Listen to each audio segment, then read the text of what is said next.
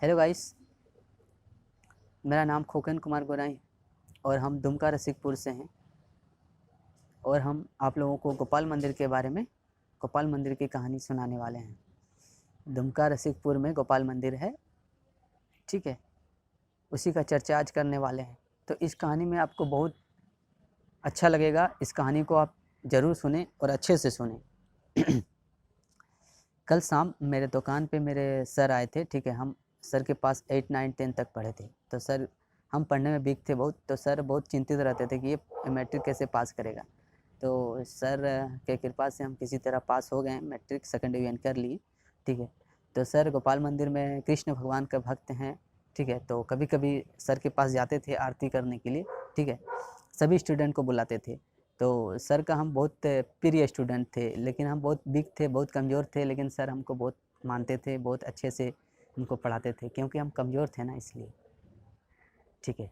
तो मेरे इस कहानी को आप ज़रूर ध्यान से सुने, आपको बहुत ही अच्छा लगेगा। सिर्फ आप मन लगा कर सुनिए, ठीक है। और आपका अपना शहर दुमका और रसिकपुर गोपाल मंदिर का ये कहानी है। इसको बिल्कुल आप सुने और लोगों को भी शेयर करें, ताकि गोपाल मंदिर के बारे में लोग जानें और इस कहानी का लाभ उठाएं। सभी को मेरा राम राम, सभी को मेरा प्रणाम। तो सर ने हमें एक मंत्र दिया था, हरे कृष्णा कृष्णा कृष्णा हरे हरे, हरे राम राम राम हरे हरे।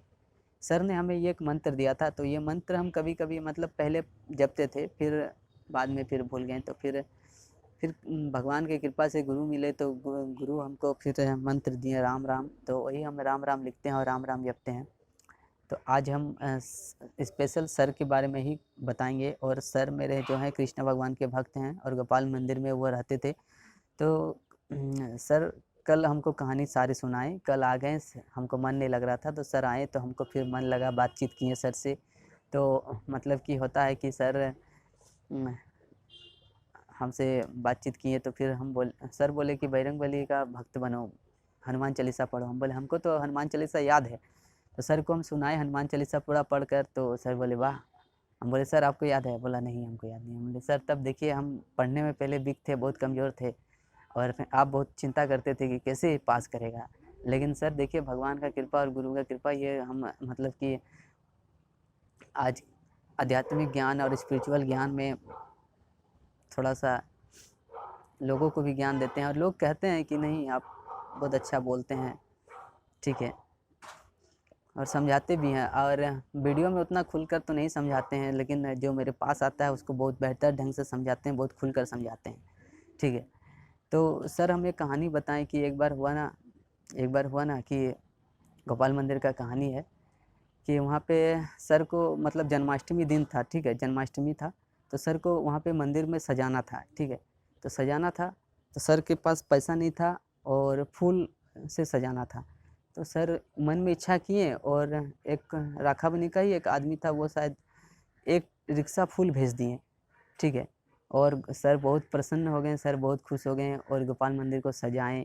और वो आदमी का जो है ना, लगातार बेटी हो रही थी, ठीक है, 6 या 7 बेटी हो गई थी।